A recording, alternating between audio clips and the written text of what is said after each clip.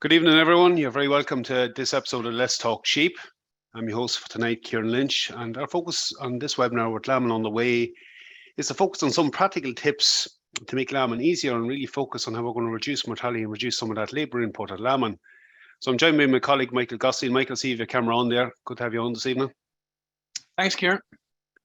So Michael, you're going to go through a number of key aspects of how we can actually look at reducing the labour input, setting ourselves up a bit better for lambing, and some aspects of reducing mortality as well.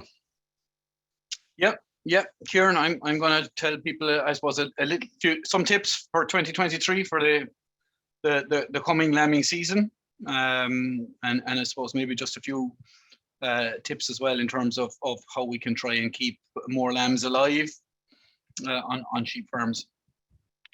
Make some of the simple changes. Look, Mike, we have your slides on screen up. So look, for our attendees tonight, if you want to ask questions, if you just pop them into the Q&A tab at the bottom of the screen, I'll ask them of Michael when he goes through his talk tonight.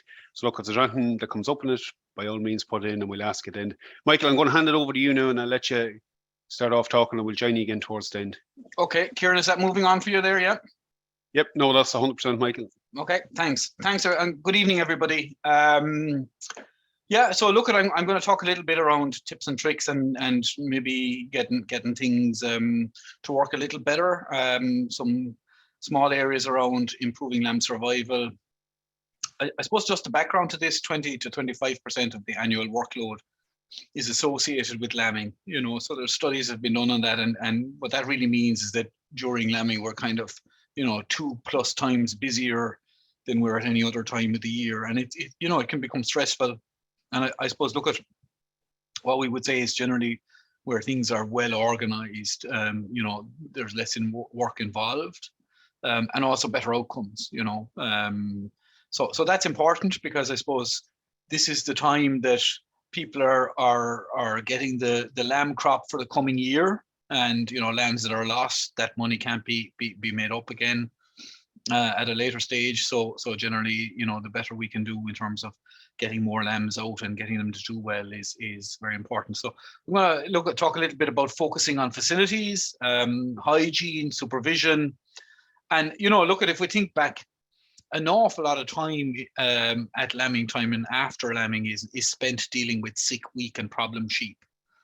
So what we're trying to do really, I suppose, is minimize the amount of sheep that get sick, become weak or start creating problems for us. And I suppose that's what tonight's meeting is about. It's about, organization, facilities and things like that, but also trying to prevent, sick, weak and problem sheep. So look at Justin, talk first about facilities. So these are the kind of the bits that we need on the ground in terms of lambing pens. We're talking about 8 to 10 lambing pens per 100 ewes.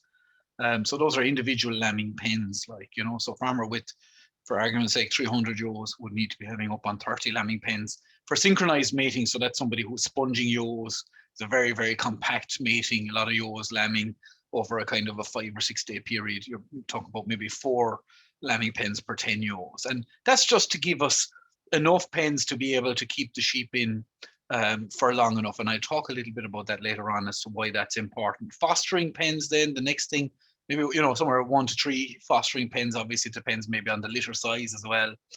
And these are pens just basically that we're putting ewes into if they have decided that, they, for some particular reason, they don't like one of the lambs or whatever. So we're just making sure, giving them a bit more attention, making sure that when the ewe goes out, that she's fond of the 2 lambs and she's going to keep minding them outside. Group pens, so not a lot of farmers set up group pens, I suppose, or don't have group pens, and I suppose that can be challenging, in particular if we hit spots of bad weather. Okay, so if for some reason or another we can't get ewes out of these lambing pens into small paddock outside because weather is very bad or so, it is useful to have 2 or 3 group pens per 100 ewes, just to basically to be able to get ewes out of the individual lambing pens into a group pen out of the way, so that lambing pen is freed up for subsequent lambings. Buckets, need lots of buckets to feed ewes water and concentrates, about 25 buckets per 100 ewes, small little buckets, for water, maybe 4 or 5, 6 litre buckets. And also they can double up for concentrates as well. Short trocks then 6 to 9 meters per 100 ewes for the group pens, just because we'll be feeding the ewes concentrates, for a couple of days, maybe while they're indoors. And then look at hot and cold water. And, ideally from the hot water point of view, I mean, most people will have cold water tapped in the shed. Hot water, maybe not everybody. And that's really a small investment, something that everybody should consider. It's really useful in terms of having hot water available to wash utensils, clean stuff, also to wash your hands, and also if we need hot water, to assist in the lambing, for example, if the vet was coming to do a cesarean or something like that, he need a bucket or two of hot water. So ideally, what we're talking about there is an under the sink heater. There are lots of different options. There are electrical ones. There are ones that operate off gas. But at a very minimum, I suppose we should have an electric kettle. But really, ideally, we're probably talking about an under sink heater. Not a big cost there, and it'll last for years. In terms of consumables and just, how much kind of straw, hay, lime, and things like that we'd be needing, roughly around 4 to 5 round bales of straw per 100 ewes. And that's to give you enough straw there. You can see in the picture in the top right hand corner to really bed the pens. And straw is really important, and plenty of straw is important in terms of forming a barrier between the dirt in the environment and the lambs. So I'm a fan of having lots of straw in the pens. It generally, like sometimes people say, don't put in too much straw, the lambs have difficulty walking. You also will flatten that straw very, very quickly. So plenty of straw gives a good barrier between the dirt, in the environment, and the lamb keeps them nice and snug as well.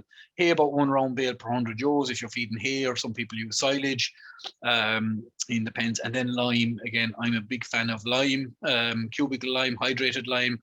Cubical lime and hydrated lime mix, it doesn't really matter which one people prefer. Some people find the hydrated lime, is kind of more hard on the lungs and things like that, need to wear a mask. But look, at any of them are fine, whatever your preference is.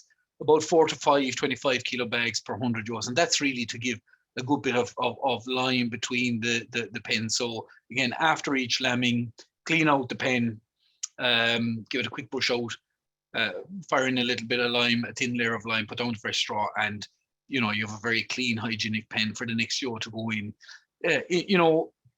Sometimes people say, look, I haven't got time, really busy, don't clean out the pen. The problem with not cleaning out the pen the first time is, if you don't clean out the pen the first time, you're not going to clean it out.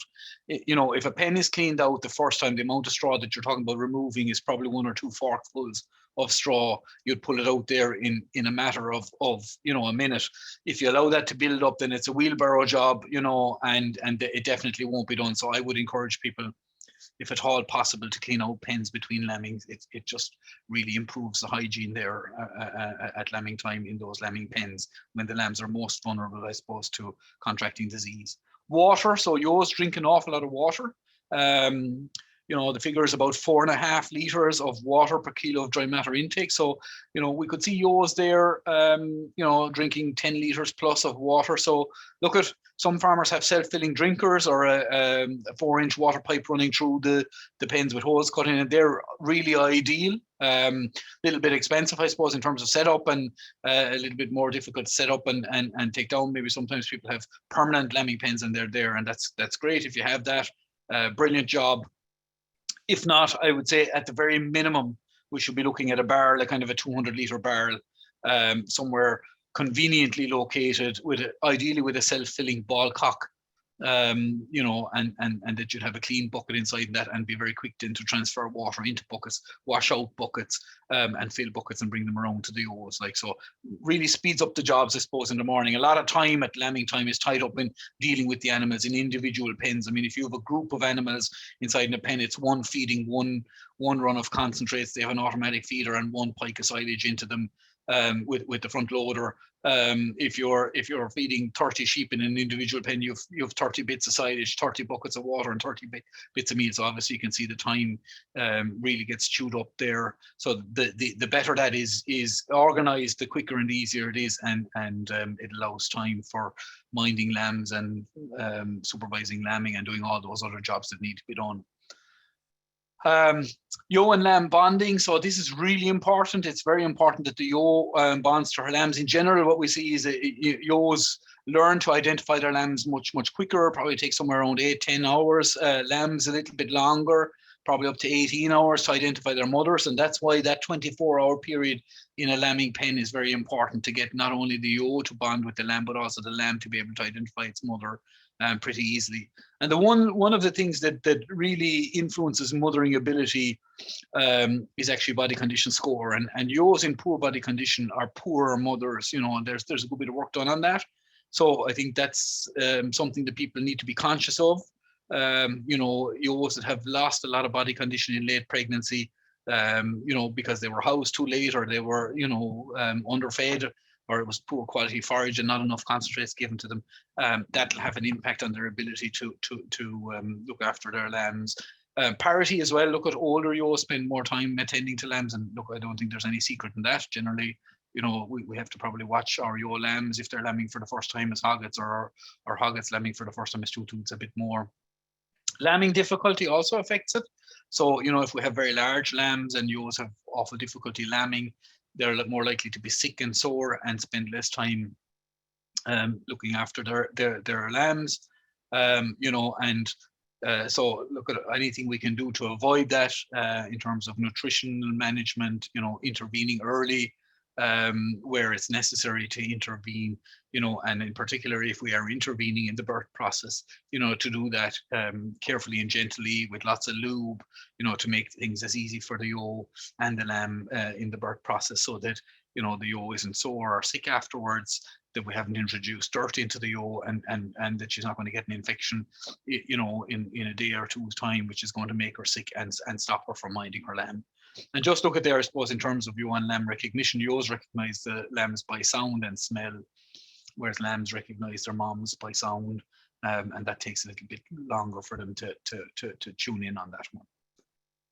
So I've probably said this before, individual pens, really need to try and keep them inside there for a minimum of 24 hours.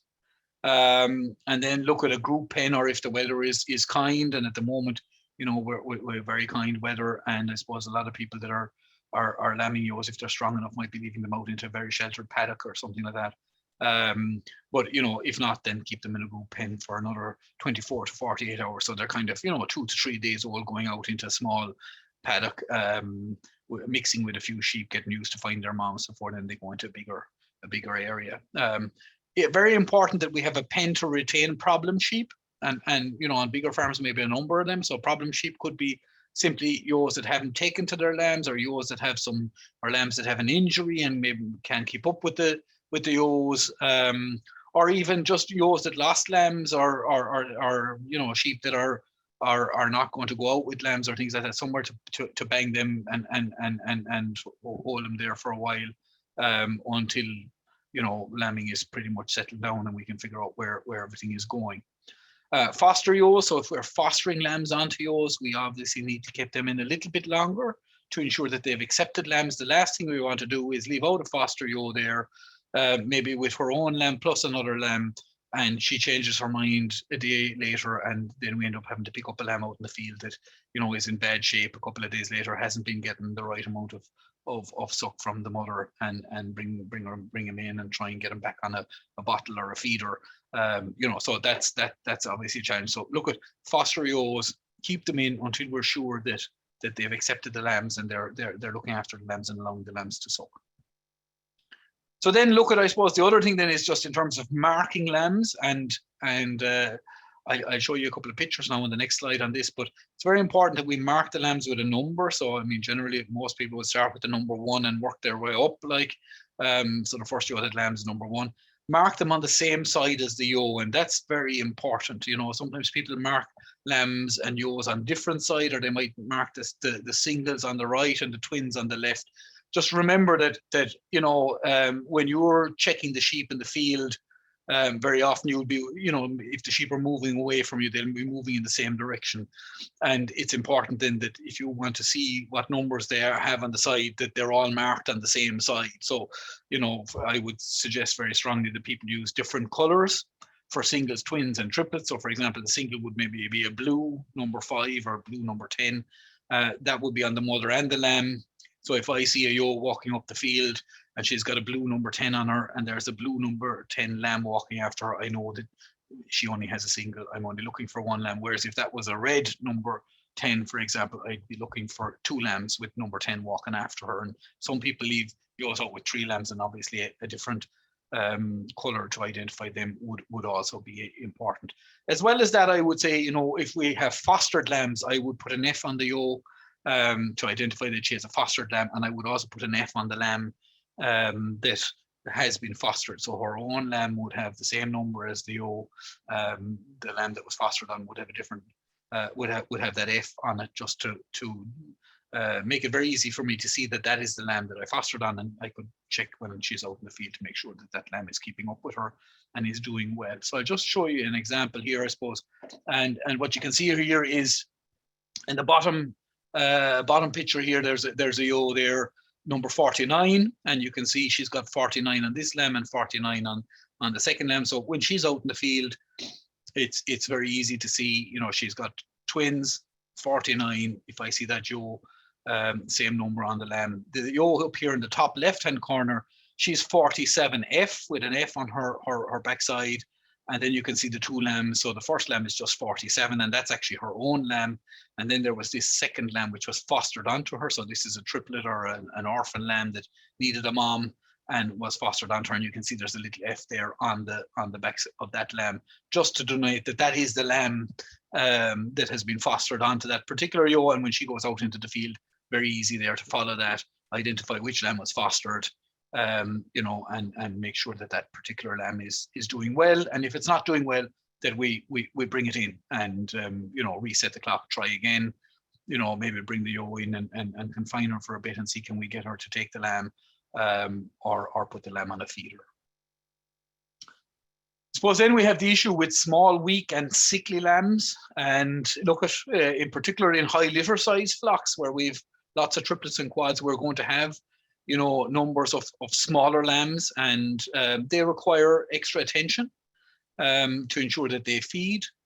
They require heat, I suppose, early on, just because, if you go there maybe with 4 or even sometimes 5 lambs,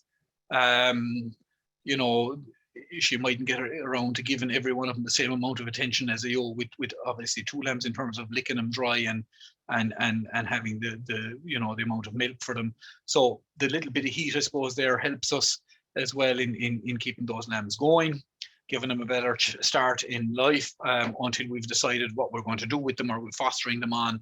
Are we moving them to a pet lamb pen or whatever? And generally, I would suggest strongly that those lambs would stay with the ewe for at least 24 hours to get as much colostrum as they possibly can, and that would need to be supervised as well.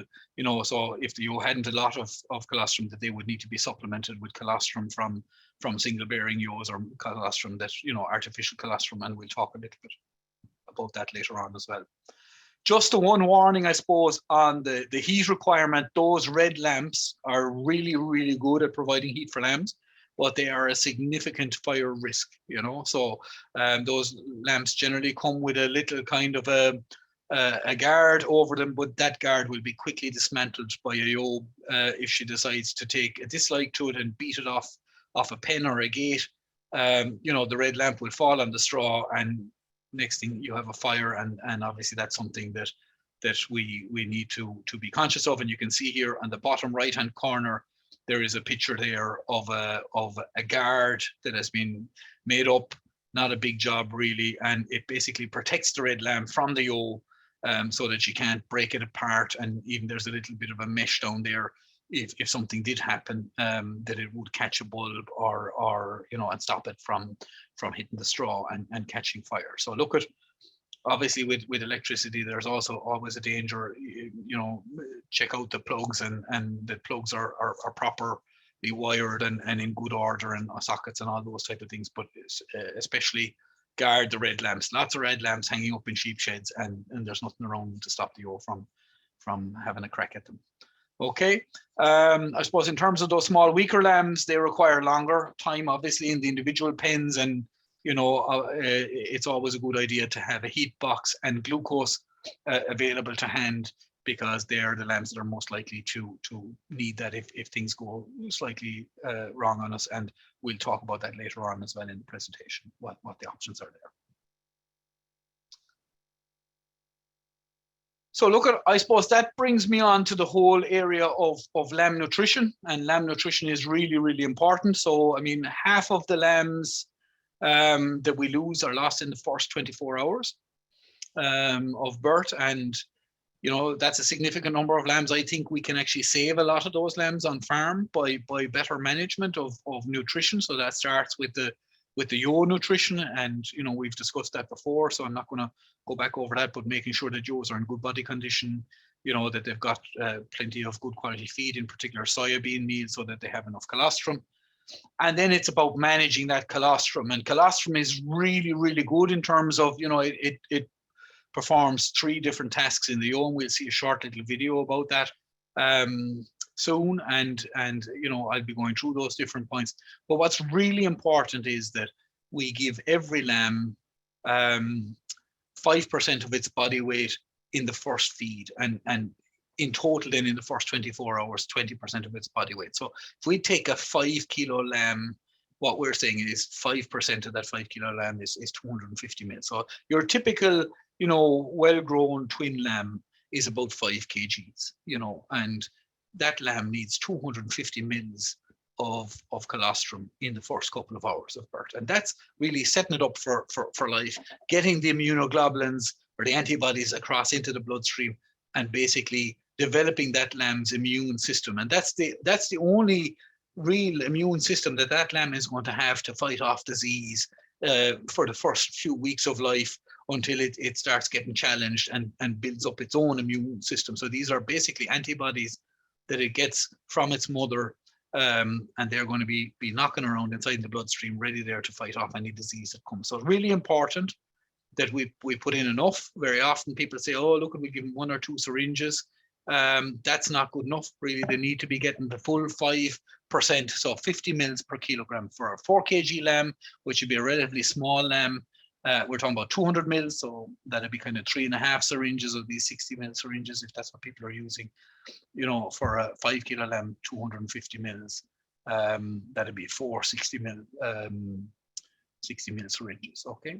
I'm a big fan of bottle feeders rather than the syringes. You can get these little bottle feeders which have the same kind of a top on them as the syringes, and you can kind of suck up 250 mils into those, and you don't have to keep filling syringes, and it's enough to feed a 5 kg lamb.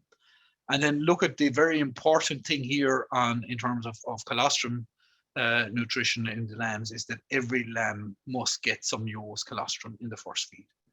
And you know, the typical example there would be where a ewe lamb's down. She has three 4 kg lambs, your typical set of well-grown triplets. And we milk her. Each one of those lambs should be getting 200 mils. We milk her, but instead of her having 600 mils of colostrum, she only has 400 mils. So we're short 200 mils. So in that situation, what I would say is if we can harvest colostrum from a single bearing ewe, or from some ewe that was really, really milky, and we have spare ewe's colostrum, that's brilliant, and that's the best that we can hope for, and we use that to top up and mix it up and give each of the lambs the required 200 mls. Or if that's not available and we're using a colostrum substitute, then we need to be aware that a lot of these colostrum substitute, they're not made from ewe's colostrum, so they don't have the ewe antibodies. Some of them are made from bovine colostrum, some of them are made from whey and various other different constituents. So they don't provide the same level of antibodies or immunoglobulins, and they don't provide, maybe some of the antibodies that we would be getting from the ewe colostrum. So that's why it's really important that if we're making up the balance with an artificial colostrum substitute, which is important to have in case we don't have ewe's colostrum, that we make sure every lamb gets at least some ewe colostrum. We divide up in this case, our triplet lambs each get a third of what we've milked from the ewe, and the balance is made up with a colostrum substitute. So I suppose that brings me to a short video on this, and I just try and play this now, and hopefully it'll come across. Ciaran, you'll tell me if you're not hearing it. And there she goes.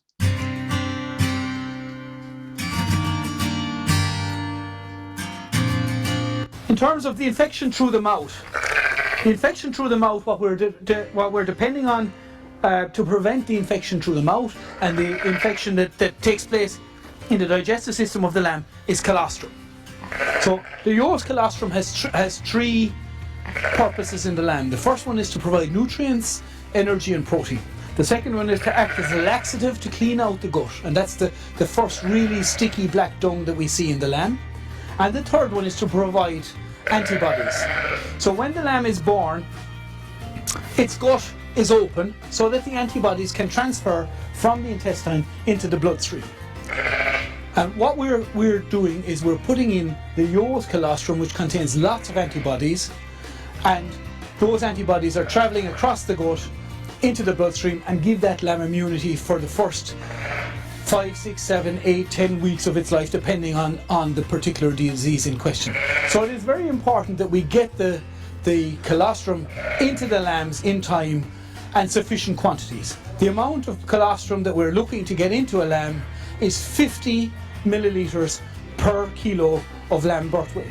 So if we take a lamb that is 5 kilograms in birth weight, then that lamb should be getting about 250 mils of Yo's colostrum in the first feed within the first 6 hours of birth.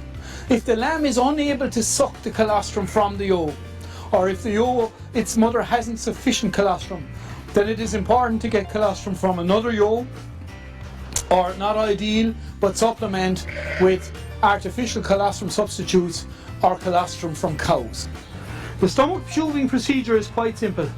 In a healthy lamb with a good suck reflex, the lamb will naturally swallow the tube as you enter it into the mouth. Just here we have the lamb's Adam's apple, which effectively blocks the trachea, or the entry point into the lungs. And as the lamb swallows, that will block the entrance into the trachea and make sure that the stomach tube will travel down along the esophagus into the stomach. By keeping two fingers, one on either side of the trachea, we can feel the tip of the stomach tube as it's going down. This basically gives you confidence to know that you are in the correct position and that the tube has actually gone into the stomach of the lamb. At that stage then, there are a number of different options for tubing the lambs. There is your standard 60 ml syringe. For this particular lamb, if we were giving 300 ml, we would have to fill this syringe 5 times from a jug or a container here beside us, which is probably labour intensive and risky when you're trying to handle the lamb and watch the sheep beside you as well. You can get these feeder bottles, which are probably much more effective. Take about 250 ml in one go, attach onto the tube, and you can insert the milk into the stomach of the lamb. When you're withdrawing the tube, it's important to put your finger on top of the tube to prevent any milk that's in the tube from entering the lungs as the tube has been withdrawn from the lamb. Okay, so look at just to mention there, those video clips are all available on YouTube. So if people want to watch them back or something, if you go onto the Teagasc YouTube channel and type in sheep and minding lambs or anything like that, you know, it'll bring you onto those particular YouTube clips there. Just, I suppose, the next part of the conversation then is, you know, we'll try to do everything right, and we have given our lambs colostrum, and every year farmers will have lambs that, for whatever reason, you know, thought they were sucking, you know, mom changed her mind, didn't allow the lamb to suck, a bad night, various different reasons. We'll end up with lambs that are hypothermic. And this is a very useful flow chart here from AHTB. And basically look at it, it's about identifying, you know, what treatment to do if we have hypothermic lambs. And look at generally if we have mild hypothermia. So those are generally lambs that are a little bit cold, but they're still pretty mobile, can lift up their head. You know, generally a young lamb, we dry them, stomach tube them, and give them heat, and that's fine. I suppose when we get to the severe hypothermia, which is the left-hand side of the chart here, so this is a lamb basically that is panned out when we arrive into the shed in the morning, maybe.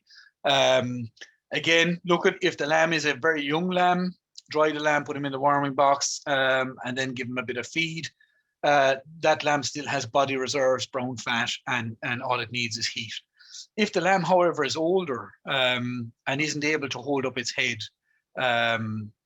so that's a lamb that's over 5 or 6 hours of age, unable to hold up its head, then we really need to give it a glucose injection. And look, there's an awful lot of lambs before we heat it or before we feed it.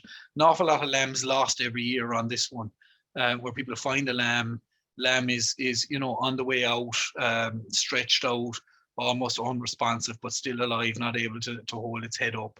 And farmer rushes in with the stomach tubes, the lamb will die because it's not in a position to basically break down the nutrition that we've put in that milk into a format. And really what it needs is rapid energy to keep it alive while we bring up the temperature of that particular lamb. And this is where I suppose this glucose injection becomes very, very important.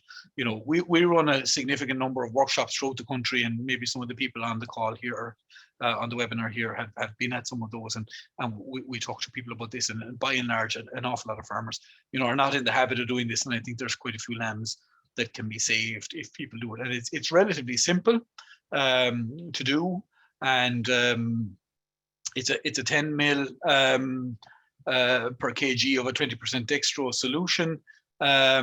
So it's basically, I would say very often people use these glucogel sachets that you can buy in the chemist for diabetics, and basically one of those for a big lamb in about 30 or 40 minutes of warm water, and inject it there an inch out and an inch down from the navel with a 1-inch needle inserted the whole way into the hub, aiming for at a 45-degree angle for the base of the tail. So you basically, give the lamb this injection into that interperitoneal cavity, and then basically, so insert the needle, draw back slightly on the syringe to make sure that we don't have either blood or urine in it, that we're not in an organ or in the bladder. Invariably you won't be, and then you inject in the usually it's about 30 or 40 mils of the solution into the lamb, and put the lamb in a warming box. And generally within an hour and a half or 2 hours, that lamb will be standing up, and then you stomach tube it or feed it with a bottle if it'll take the bottle, and mind it for another period of time, put it back in with its mom, make sure it gets going, and the lamb is safe. So look, at a lot of lambs lost on farms every year, because I suppose this isn't happening. So it's just about having the stuff available, having the glucose on site. A lot of time people say, will I remember, or how will I remember what to do or whatever.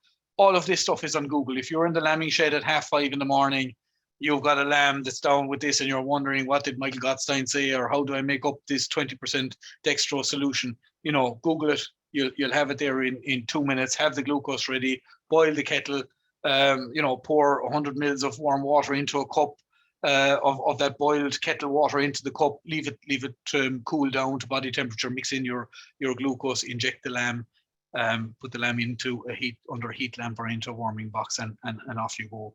A lot of those lambs will end up making it to market a couple of months later, and that's something that we should be trying to do, and is obviously of benefit to the farmer as well as the lamb. So then I suppose, look at I spoke a little bit about this already in terms of hygiene around the pens and the environment, and look at when the lamb is born, I suppose, or when the lamb is inside the womb, it's in a very sterile and clean environment. And then once the ewe starts lambing, obviously the disease challenge starts coming from everywhere. So from not only, the environment that it's born into, the pens and the bedding and the feces and dung that's around it, but also our hands and, the farmer's clothes and what that's handling a newborn lamb. So really try to have everything as clean as possible. And in particular, the equipment we're using. And there's lots of equipment we use in the birth process. So, okay, farmers will use their hands when they're helping. So it's very important that we have gloves there and lots of lube to make it easier for the ewe when we're inserting our hand, and also to make it easier for the lamb to slide out. But also the equipment that we use. So people use lambing ropes and lambing aids and various other bits and pieces. And it's very important that when we're inserting something into the ewes, vagina to pull out the lamb, that, you know, it's clean, you know, and you know, in as much as it can be sterile. So it's very important that people clean the equipment. And also when we're talking about the likes of stomach tubes and bottles. So, you know, if we have a little bit of watery mouth in a lamb there, and we're stomach tubing him, and then we take that stomach tube out of that lamb, and we don't sterilize it, and we use it in another lamb, we'll infect that lamb with that infection, you know, the new lamb with that infection. So it's very important that equipment is clean and sterilized. And we have a very simple 3-bucket protocol there that we've been kind of advocating for the last number of years. So this is really cheap as chips, and easy to do. It just takes a small little bit of organizing. What we need is 3 buckets. We need washing up liquid, we need water, and we need sterilization fluid. So the first bucket has just water and washing up liquid in it, and that's just for cleaning stuff, to make sure that we get rid of all the gunge and the goo and from the lambing ropes and the various different lamb pullers, or that we get the milk and colostrum out of the bottles and the stomach tubes. Second bucket then to just rinse everything, and then the third bucket with sterilization fluids. So there's lots of these sterilization fluids out there on the market that people use for sterilizing babies' bottles. And generally how they work is that they sterilize in about 15 minutes. Once you clean everything and you know, have it visually clean and immerse it fully in the solution.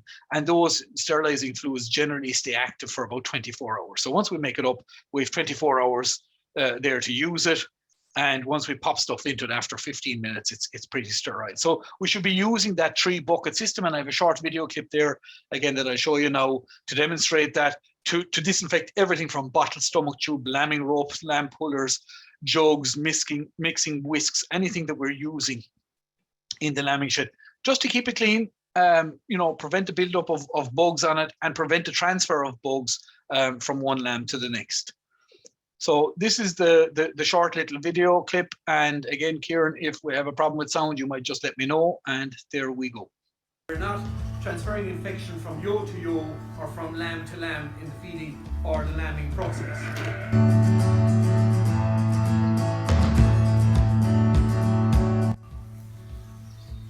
Michael Gottstein, Sheep Specialist with Teagasc.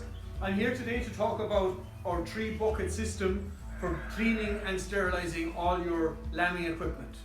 So during lambing time, we're going to have lots of different equipment. We'll have lamb pullers, lamb ropes, stomach tubes, syringes, bottle feeders, and it's important that basically once we use them, that we're able to properly clean them and sterilize them, so that we're not transferring infection from ewe to ewe or from lamb to lamb in the feeding or the lambing process. So our first bucket basically consists of a bucket with some washing up liquid inside it, clean water and washing up liquid. And the purpose of this is really to clean everything. So we're cleaning our lambing ropes, we're cleaning our stomach tubes inside in this, our syringes, by just basically sucking up and making sure that they're good and clean. Maybe having a brush as well for our bottles and our bottle feeders. Our second bucket in the system just contains clean water. That's all we have inside that, and really all we're doing here is we're rinsing out. We're just rinsing out the equipment, getting rid of the surplus suds and the washing up liquid. Our third bucket contains our sterilization fluid. So this is a 5-litre bucket. This sterilization fluid requires 1 capful per 5 litres. It lasts for 24 hours, provided we keep it clean, and that's the reason why we're cleaning everything before we get here. And it sterilizes the equipment in 15 minutes. So all our equipment is basically put into this sterilizing fluid. Again, we need to suck the fluid up into the stomach tube. We need to suck it up into the syringes. If we're sterilizing our bottles, the same story.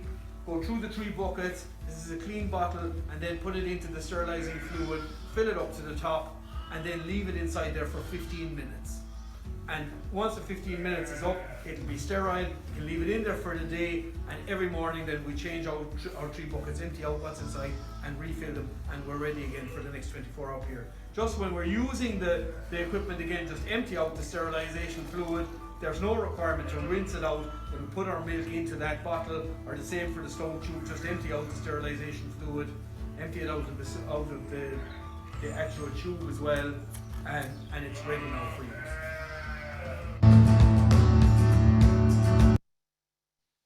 Okay. So again, look at that video is available online on the Teagasc YouTube channel, and people can have a look at that again if they want to there. That's a very simple system, I suppose, in terms of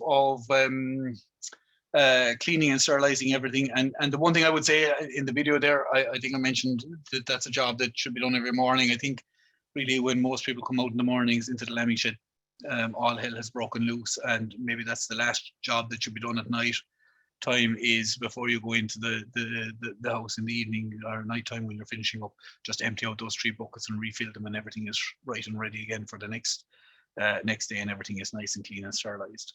So look, at that brings me on to the whole area of fostering, and you know, I suppose no matter what size your litter size you have in your flock, you'll always have some need for fostering. It could be even a single ewe that lambs down with no milk, and you have a lamb here that you need to foster. Or it might be, you know, lots of triplets that need to be fostered onto singles or whatever. So look at it. I mean, again, most people are probably pretty good at fostering, but just a couple of ideas on this. I suppose wet fostering is the best option, really, if we can do that. So when we identify the ewe that we're going to try and foster this lamb on to try assist in the birth, catch as much of the lambing fluids as possible. Plastic bags. Some people use little tubs, or you know. Or a kind of a bucket, and catch the fluids in it and immerse the lambs inside in it. Have the foster lamb washed, ideally, to remove the smell, and immobilized. I find cable ties are probably the best for that. Just tie the front legs together and the back legs, because you don't want this foster lamb just to jump up and run away, or to jump up and suck the ewe dry while her own lamb isn't even there to get going. And then obviously immerse the foster lamb in the fluids. You know, there is research work done on this that shows that if you stimulate the ewe for a pseudo lambing, so basically if the shepherd inserts his hand into the ewe to stimulate a pseudo lambing, that it improves the chances. Sprinkle a little bit of salt on the foster lamb to encourage licking and remove the dam's own lamb for maybe 20 minutes, and then observe the mothering of that, and make sure that the ewe accepts the 2 lambs and allows them to suckle, and that observation, I suppose, needs to go on for a period of time afterwards, just that she doesn't change her mind after a day or 2 and throw off one of the lambs. Okay, and I think that's very important, because while a lot of people would say, okay, they successfully foster lambs, we often wonder how many of those lambs come back in at weaning time, you know, whether some of those lambs fall off outside in the field. So I think you know, fostering is something that everybody probably ends up doing every year during the lambing time, and obviously the better we can do it, you know, the better. So then that, I suppose, brings me on to the next point, and this is, I suppose, the point of where if we have orphan or pet lambs, we'd say surplus lambs that we can't foster, you know, and that happens as well on every farm, or you'd have a lamb there, for example, that you're waiting for a foster ewe to lamb down to be able to put the lamb on it. We need to have some sort of a system, and you know, a lot of people will do that with bottles, and you can spend an awful lot of time every day feeding lots of lambs with bottles, and it's very, very time consuming. So I would advocate very, very strongly that we set up a pet lamb pen with the feeder, with one of these automatic feeders before lambing even starts, so that's set up from day 1. And then it's very important that we remove surplus lambs between 24 hours and 36 hours of age. Okay, so this idea of leaving a ewe there with 3 lambs in an individual pen for maybe 2 or 3 days, waiting for maybe a single ewe to lamb to be able to foster lamb onto, that's fine if it works. But if it doesn't work, and we then subsequently have to make a pet lamb out of that surplus lamb, it is actually very hard to get that lamb onto artificial milk once it's over 36 hours of age. So really, what I would say, you know, they have to stay a minimum of 24 hours, and then remove them. You know, pick a time in the day when you say, okay, we'll remove all the lambs, surplus lambs that are over 24 hours of age, and they go into that pet lamb pen, awaiting to be either fostered or destined to become a pet lamb.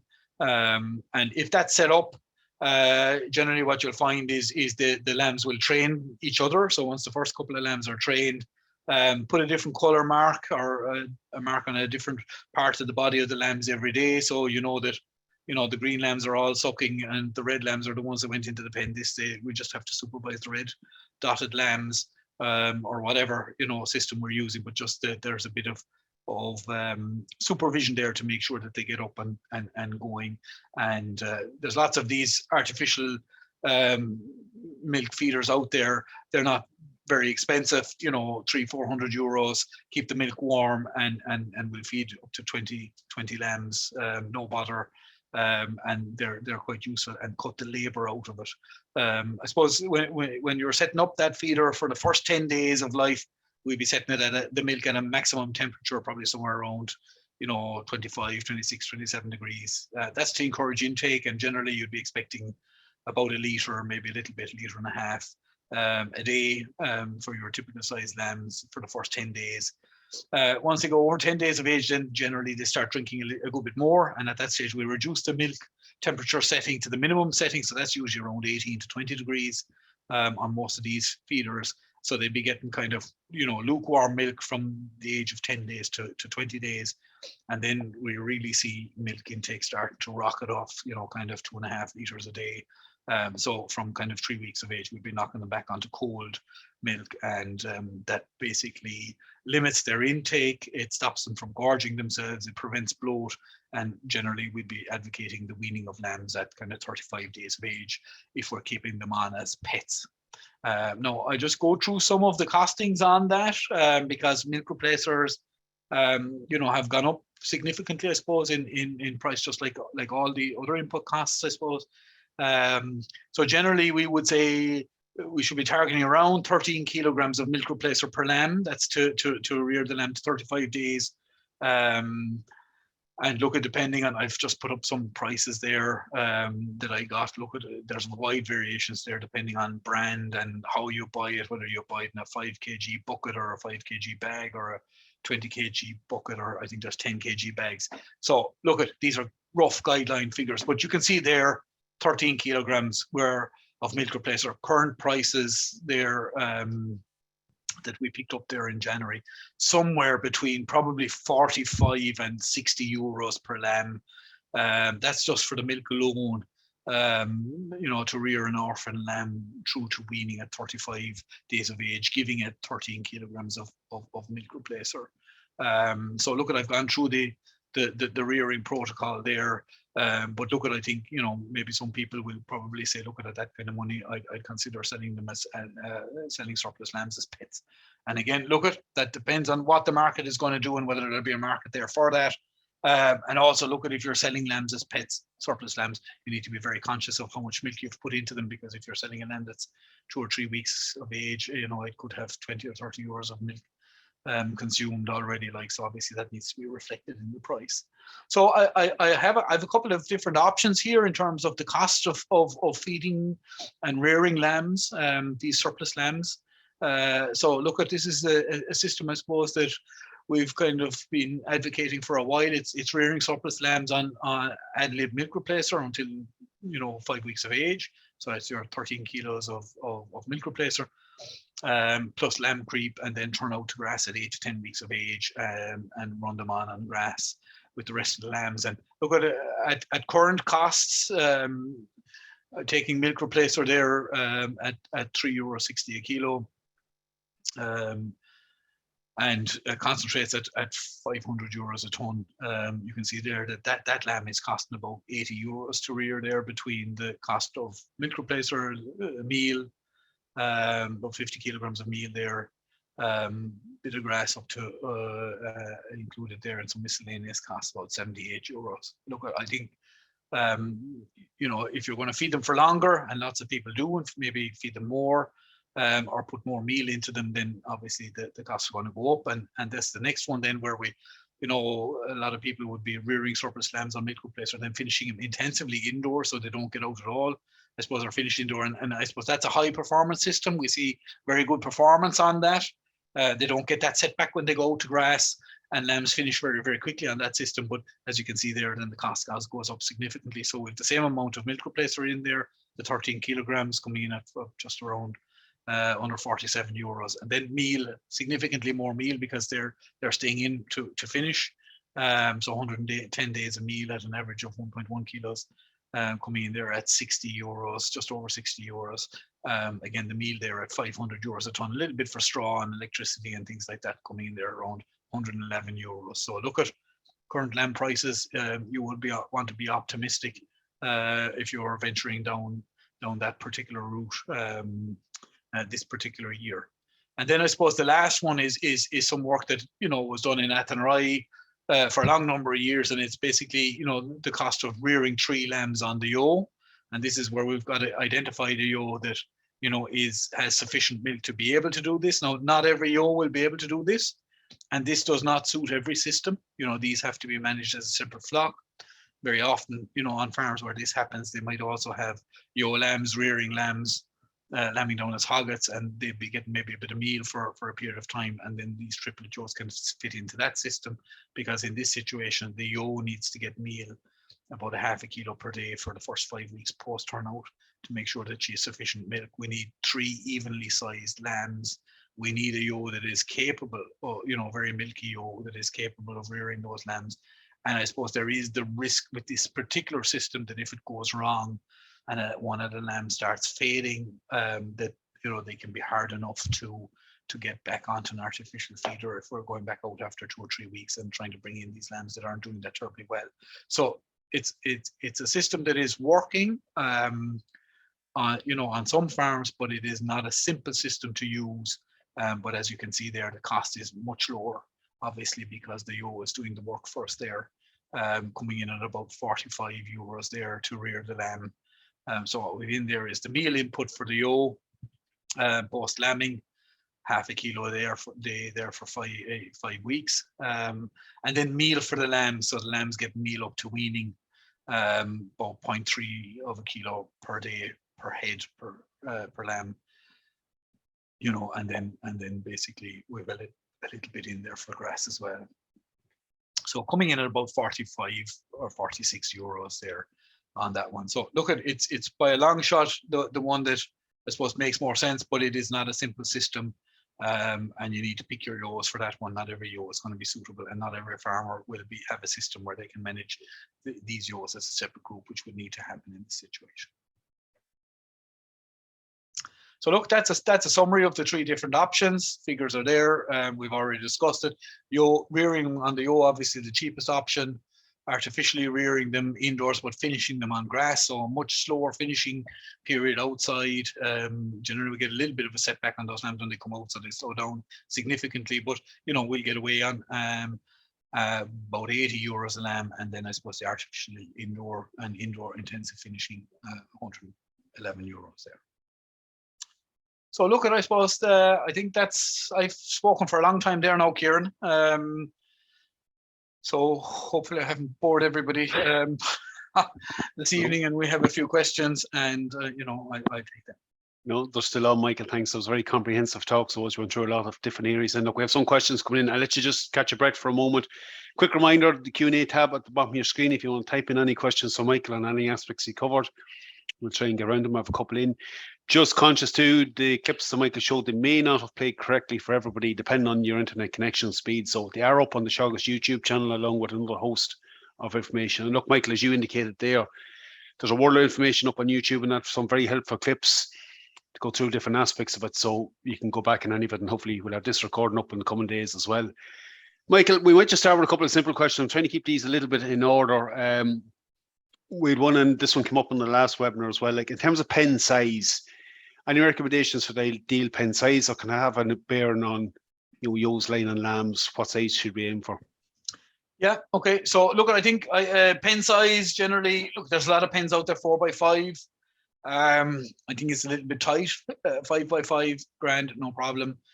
6 foot by 5 foot is quite a big pen for ewes with triplets, maybe, or longer keep ewes. The bigger the pen, the easier, obviously, the more space they have, the cleaner it stays. The smaller the pen, obviously, the more concentrated the feces and the dirt becomes. In terms of ewes lying on lambs, to be honest with you, while obviously if the pen is very, very small, the risk is increased. You can have ewes that lie on lambs in a very big pen, even in a group pen. And generally, if there's a lot of ewes lying on lambs, I think it's really a sign that the ewes are under the weather. A ewe that's in good order and is fit and healthy and really enthused about her lambs generally will not lie down on them. She'd be looking to have them in front of her and nuzzle them. The ewe that has, a touch of milk fever or twin lamb or is lame or, got a rough doing or whatever and is fed up with the lambs and, she's more inclined to lie on her lambs. And what I would often say to farmers, if there's a lot of ewes lying on lambs, there's a problem with your ewes. Look at that. Look at, how you're managing them, the nutrition. Is there underlying issues there with milk fever or twin lamb disease or rough handling or infections that have been introduced in the lambing process? I'll just stay on the pens for a moment because you touched on something else, just even about workflow and how we lay a thing out. Like there is a need for an intensive care area. I might just get to comment on that one for a moment. And turning over pens fairly like trying to clean out a row maybe at a time, filling in a certain order, knowing how long a sheep is in there. Look, oftentimes in the middle of lamb and Michael, we could kind of forget was that this morning's lamb or this evening's lamb. Is there kind of simple setup to go around that? Yeah, look, I think it's very important to set up your lambing pens in kind of lanes, so that you basically have a kind of a 2-foot passageway or whatever to like the wider it is, obviously the better, but obviously a lot of time space is at a premium so that it's very easy to just grab a fork full of straw, maybe a second one to clean out the pen fully and the pen is empty. Having small bales, for example, can be often very handy. It's more chopped and easier to refill the pens. When you're filling the pens, very often we fill from the back forward. And I suppose that means that we have to drag the first pens we're going to be emptying are the ones at the back. So filling from the forward, from the front back is probably the way to go. And that way then as well, your lambs are in kind of the age that they are.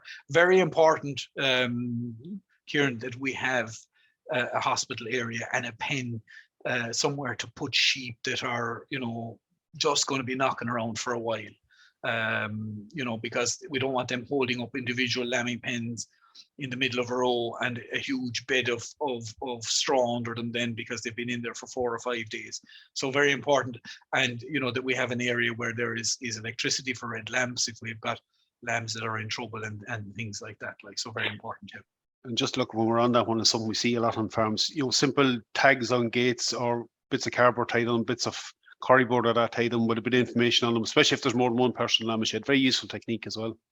Yeah, very useful technique. And some people use the back. So we'd say with one person who got election posters and cut them up and basically cable tied them onto the pens, and then with a whiteboard marker was able to write on those, lamb this day, lamb sucked or whatever information, or isn't taking the lamb with the green dot, and then just come along with a cloth and or a bit of wet tissue and wipe it off, and it's ready for the next yo. So that's very useful as well. If you have a number of people, on bigger farms, it's very useful to designate tasks. That somebody has a task of feeding and bedding, and somebody is tasked with supervising, and that just basically streamlines the system very well as well on big farms. That's an option. Okay, we'll keep moving through them. Look, just 2 quick ones on the red bulb. Distance from the lamb, can it be too close? And should the pet lamb pen have a red bulb in it as well? Yeah, okay. So distance, obviously, yeah, too close. So there's recommendations there depending on the wattage of the bulb as to how high off the ground it should be, half a meter. So what I would say is follow the instructions there because that's very important. Pet lamb pen, yeah, absolutely. The first pet lamb pen, just be careful on farms where you have a big number of pets. You have one red lamp and there's 20 pet lambs piling on top of each other to get near the lamp. So if you have a lot of pet lambs, you need a lot of lamps and have them spaced out. Otherwise, you'll create a crush. But absolutely for young lambs, especially on high litter size flocks, where we will have lambs that are kind of, maybe 2.5 or 3.5 kilos. Those smaller lambs, they will need heat for a period of time. So yeah, good idea in the pet lamp pen. Probably needs a separate area just for them first ones to get going. Look, we've a couple of different questions. We've one there just on prolapse. So for somebody getting a lot of prolapse issues, what's the first couple of things you'd look for? Yeah, so prolapse is something that always comes up in the run up to lambing time, and generally we would say more than 1% is a problem. So if we've over 1 in 100 ewes prolapsing, there's an issue with prolapse on the farm. Really look at the main things to watch on prolapse are first one is feed space. Have they enough feed space? And I would say on 9 out of 10 farms we don't have enough feed space. So for your kind of typical average size lowland ewe, 70 kilo, 75 kilo ewe, we need 500 millimeters, half a meter of feed space. We had a workshop on a farm today here in West Cork. Very good farmer, you know, had about 5 meters of feed space, 12 ewes in the pen. Just that little shade too tight. An extra truck thrown at the side or hanging on the side would do wonders there. So half a meter, if they're big ewes, kind of big, heavy, Suffolky Texel ewes up to 90 kilos, we need 2 feet of feed space. It's not the fact that they you know, people would often say, oh, they've loads of room. That's not the point. The point is that they need loads more room, because the ewe that has started feeding at the start and has now changed her mind is going to come running up halfway through and bulldoze her way in somewhere and put a huge squash on. So we want to try and prevent that. We want to have lots of room around that. So a couple of extra trucks there. Second thing, I suppose, in terms of prolapse then, Ciaran, is the whole area of feeding quantity. In you know, are we feeding big amounts of starch in a single feed? So what we'd be generally recommending, don't go over half a kilo in a single feed. If you're feeding more than a half a kilo of feed, or a pound for those people that are on the old currency of feed in a single feed, you need to start splitting it once you go over that. Into 2 feeds at least 8 hours apart. And what you're trying to do there is keep the rumen function going. If you fire a whole pile of meal into your stomach, you shut down the rumen function, you know, and basically the forage is just sitting there. She can't digest it and she's eating, and it's putting pressure on her then. So prevent that by splitting the feed, you know. And the last thing I suppose that we do see a little bit with that, and there are some talks about it, is the whole area about, you know, calcium, magnesium, which is also tied in with milk fever, you know, and basically having a bit of CalMag in the ration in the run up to lambing is important. Okay, look, I'm conscious of time, but there is just 1 or 2 other quick questions. The intraperitoneal injection, Michael, that glucose injection, just to put you over a couple of aspects again, like the glucose source, you can get proprietary made up 20% solutions. You know, dextrose powder is in most health shops or chemists. Glucose, you know, it's in chemists as well. What we're looking at, we're 60 ml syringe, given 50 mils, 19 gauge needle. Just maybe take us through that again quickly. Yeah, so look at it. I mean, I think people get very much hung up on the exacts of it. I'd be saying, you know, fire 4 teaspoonfuls into 50-60 mils of water there. It's about 10 ml per kg for the lambs. Boil the kettle, that'll sterilize your water. Fire the boiled water into the cup, you know, 60-70 mils. Chuck in a couple of teaspoonfuls of these four heap teaspoonfuls of glucose. It'll mix up instantly. Suck it out, wait for it to get to body temperature, inject it in, and get the lamb onto heat. And that's the important thing. You can also get those little glucose tubes that they have for people with who have diabetes. Use them in case they go low, like they squirt them into their mouth. They generally have about enough in them for a 4 kilo lamb. Half the sachet for a small lamb, the full sachet for a big lamb. The important thing is to have it there and act quickly, because what's happening that lamb for that interperitoneal injection is that lamb is dying. You know, the body is shutting down, the body temperature is dropping. We need to get that glucose in there. So it's a 1-inch needle. Obviously, look at I'd be saying 18 gauge, 20 gauge. Can be hard enough to get 19 gauge. It's an inch long needle. Go the whole way to the hub, an inch out from the navel, an inch down, which is roughly the thickness of your thumb. Spray a bit of iodine where you're going in, and at a 45-degree angle, aiming for the base of the tail, inject it in. Anyone who is worried about doing that, if you're in the lambing shed in the morning, this is after happening, you're saying, God, what am I going to do? Go onto YouTube. There's loads of clips. Have a look at it. It might be a clip in Australia. It might be a clip in France or wherever. You know, they're the same type of sheep. Get the glucose in there, get the lamb on heat, and what you'll find 9 times out of 10, 2 hours later, that lamb is walking around inside the warming box. Then you go in with your milk, your colostrum, and keep it on heat, and obviously nurse it for a while until it's back to full health. No, it's one of those life-saving techniques. If you do nothing, you're going to lose that lamb anyway. So no, definitely. Michael, maybe just on a final one, just about foster lambs. You really are dependent on getting the ewes fluid on them, like other techniques such as baby powder and that fostering later doesn't really work. Maybe just as a second question, that should those foster ewes be grouped separate once they're turned out in case it goes back to its original mother?